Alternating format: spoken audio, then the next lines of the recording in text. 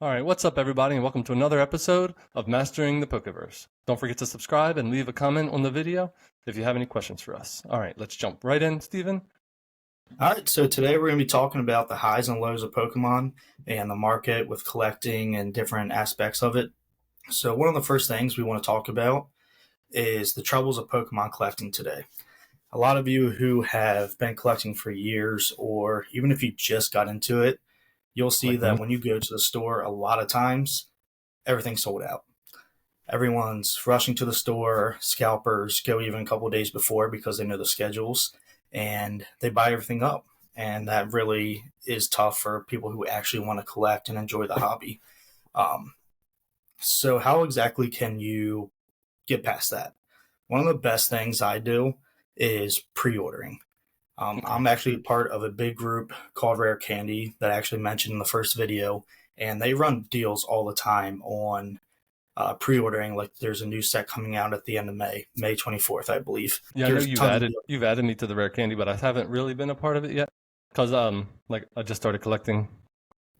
Really, when I think I said like Crown Zenith is my first big set, so I'm gonna have to Yeah. start taking your advice. Yeah. Honestly, what I do, so like when you try to pre-order, check out multiple different sites or even go to the store. Some stores will actually let you pre-order in there.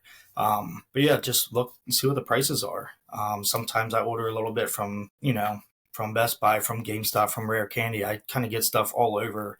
And then that way you have a good shot of it not only arriving on time, but it also can kind of space it out a little bit, but you're going to be guaranteed to get something versus having to wait, weeks for it to restock. Yeah, For restock. Yeah. instance, the last, well, not the last set that came out, but Pokemon 151. It was huge because everybody wanted it. It was the original 151 Pokemon and all that. And I won't lie, I went out the day it released to try to find it, couldn't find it anywhere.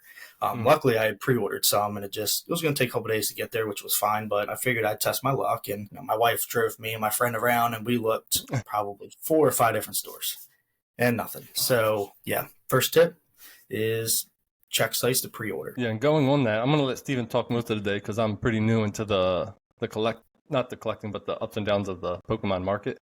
But I've noticed on Best Buy, if you pre-order, they will send you it the day it releases. Like you will, like it's guaranteed that you will receive it at your doorstep on release day if you pre-order from Best Buy. Yeah, they're very good about it. Usually they're right there. I think GameStop's usually right there, maybe the next day. But if you have to wait a day or two, it's way better than waiting, a few weeks or months, or going online to see everybody just selling it for double the price because that's the world we live in today, unfortunately. Supply and demand. Yep, exactly. Which actually kind of leads me to my next topic, price shifts and when to buy.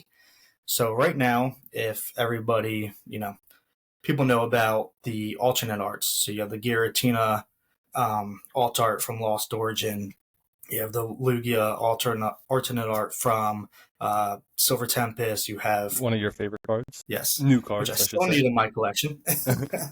So if anybody out there, Um, but the big one that everyone's talking about right now is Evolving Skies because of Moonbreon. These cards have shot up. I mean, probably hundreds of percent. They have just gone through the roof. So you really have to know when to buy. For me, some of my advice would be don't buy right when the set comes out because that's when the highest demand is going to be there because everyone, those who pull it and just want to make some money, Yeah, they're going to I've sell it noticed high that. because, they know everybody wants to buy it right now. So just be patient. Wait a few weeks, let the market catch back up, even a few months, and normally you start to see a lot of those cards come down. Now, what causes the crazy market increase months down the road? For Evolving Skies has been out for a couple of years now. Just popularity over time. People just start appreciating a card.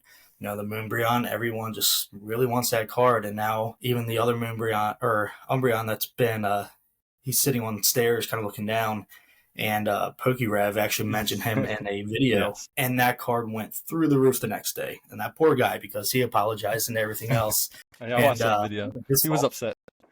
He was, and it's that is kind of cool to like see a big YouTuber like him actually call that out and be like, I apologize and actually see the real emotion. But you don't want to, don't overpay. Just be patient And unfortunately, you're not always going to know when the best time to buy is, but give it a little time after release, and usually those prices will come down. Yeah, and sometimes if you really want a card like the Moonbreon, you will always be overpaying. Unfortunately, if you yes. don't pull it. If you don't pull it, yes. If you don't pull it. So, when would you buy a pack versus just buying a single card? So what I do is, go ahead, Trey. Okay, I was just gonna say, so if you're trying to complete a set in the beginning when you don't have any cards, it's always best just to buy the packs. You don't know what you're gonna get. You might hit one of the most expensive cards in the pack, and then you don't have to buy it. So maybe start off with like, if you're really going for a full set, maybe start off with 30 packs. But after 30 packs, in my opinion, I think you should just start buying singles on that. No, I definitely agree. I mean, opening up packs is what makes it fun. Yes. Very beginning, definitely buy packs. The only time I'll say when not to buy packs is what I do is I look up the card, the set release, and look at all the cards in it and see what cards I actually want. If there's a good amount in there, then yeah, I'm gonna get a booster box, a couple ETBs, and try to pull some of them versus just buying a couple dozen singles. But if there's some that I really don't, there's not a lot in there that I like, then I'll just buy the singles. But otherwise, yeah, early on, definitely buy a lot, buy some packs. Just try to pull them yourself because it's a way better feeling. But when it's coming down to, for instance, right now with Evolving Skies, what you're paying for a booster box, which I think it's up to almost $800 or something like that. I think it's 660 right now. 660? Okay, yeah. So that versus just outright buying the Moonbreon, which is maybe, I think it's a little bit more than that, around 700 I last saw. It could have changed, but I mean, if you want to pull one specific card, if you really want the Moonbreon, you're gonna pay $660, and then when you don't pull it, you're gonna buy the $700 card anyway. So you might as well just If that's the only card you're missing, just buy the card. Yeah, exactly. I mean, just what's going to make most sense for you.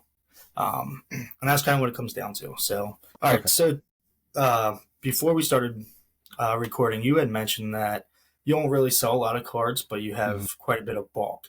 So, with that, one of the things I kind of do is when I have the extra cards, I try to trade for the ones I don't have. Is that something you're going to start doing as well? Just kind of, it's a smart way to try to get some cards that you're really interested in while also kind of offloading your duplicates.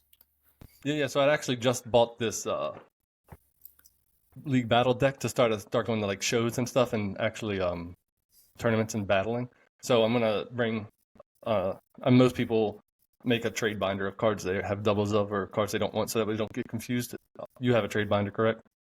I do. I have two, which I So I'm gonna start bringing a trade binder and trading for cards that I need. Yeah, that's smart. I mean, that's what I do. There's a card show actually for anybody who was in the Maryland area on May 18th in Silver Spring. And yeah, I went to one before, and I take my trade binder and I, walk around, see what everybody has, and then just try to make some deals.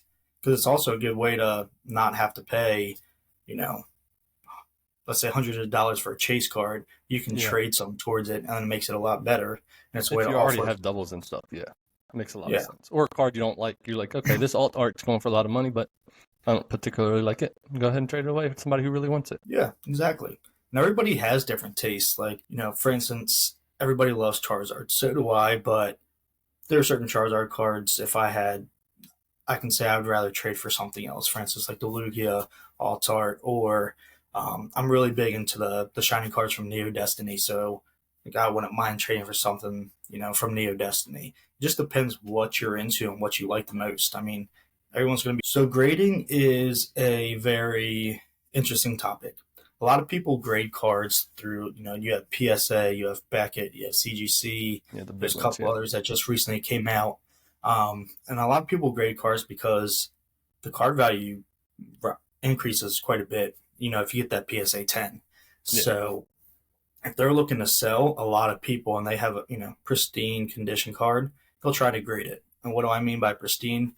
A lot of grading companies, what they look at is they look at if there's any scratches on the surface area, the edges, the centering, if there's any dings or marks on the card. So these are all things that they'll kind of examine, and that goes into the grade, which the highest grade you can get is a 10. For me, I don't really grade a lot. One, just because it's pricey. I'm definitely going to grade because There are some that I would like to sell, but also there's some in my personal collection that mean a lot, and grading will protect your card because it comes in a really hard case. Do you have any So graded cards with you?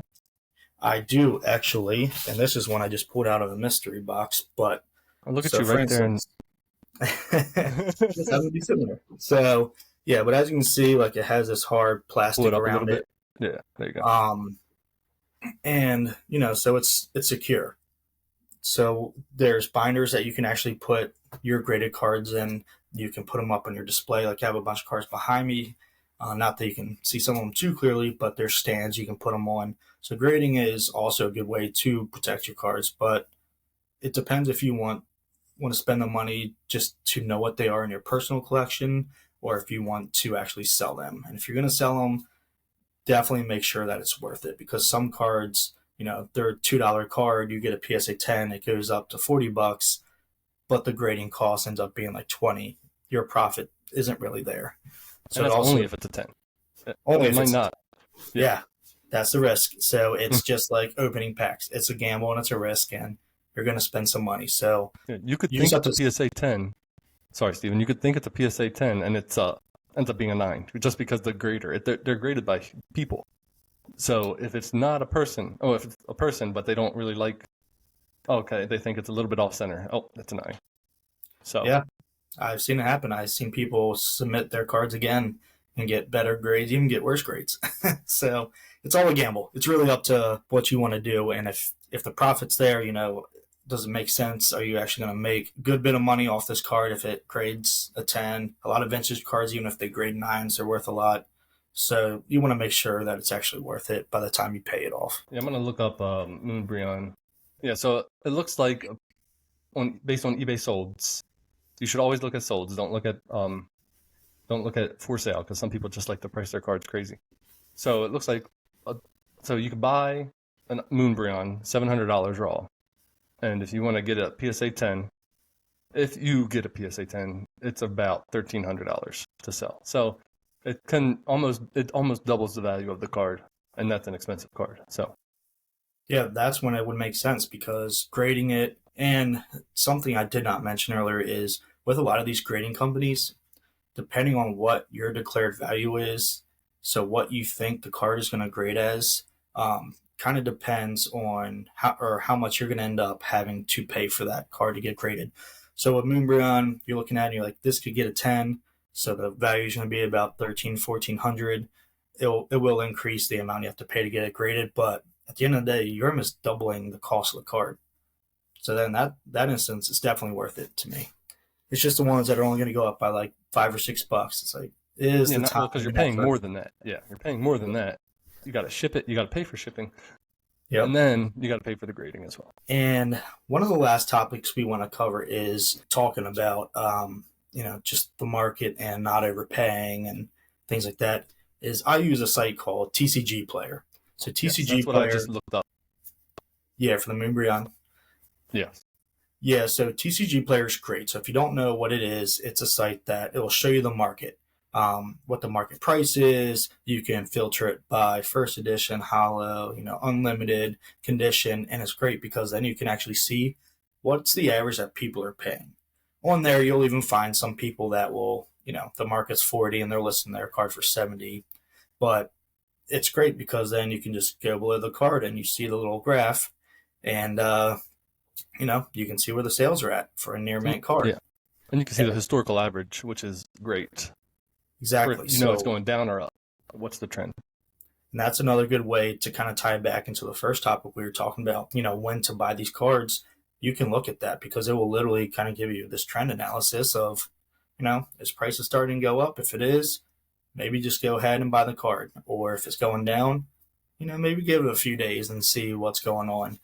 For instance, that Ghastly illustration rare that was in Temporal Forces, that's another card that shot through the roof, and it went up to like $50 overnight. I think it was like $11 or something, and then it shot up, and now it's starting to come back down. So right now would probably be the best time to buy it. But you can just see how these cards fluctuate. It just depends on the market and when people really want to get this card for some reason, or you just need a famous YouTuber. Which is not us yet, but like PokeRev mentioned a card, and then the card's just gonna go through the ceiling. and then your wife is going to get mad when you have to pay triple the money. So Yeah, keep an eye out. they're already mad in the first place. So unless Yeah. they're collecting with you. Like my wife, she just loves to open the packs, and then she always says, "I pulled the best card." I'm like, "Cool, I know." So, and anytime I post something in my Discord, everybody already knows. They're like, "Your wife pulled that, didn't you?" I'm like, "It's not the point, okay?" And Yeah, if we'll I have to do a pull pack. it, what'd you We'll say? have to do a pack battle soon. No, I always lose. We actually did it with Temporal Forces, and yeah, I lost twice. That's funny. Still hurts, man. All right, guys. So one of the last things we want to wrap this video up with is just about the hardships and things we're kind of noticing just jumping into the game late with YouTube. And we really do want to give our appreciation to everybody for, taking this journey with us. We know we're still learning and adapting. And I know I also say that every video, but that's fine.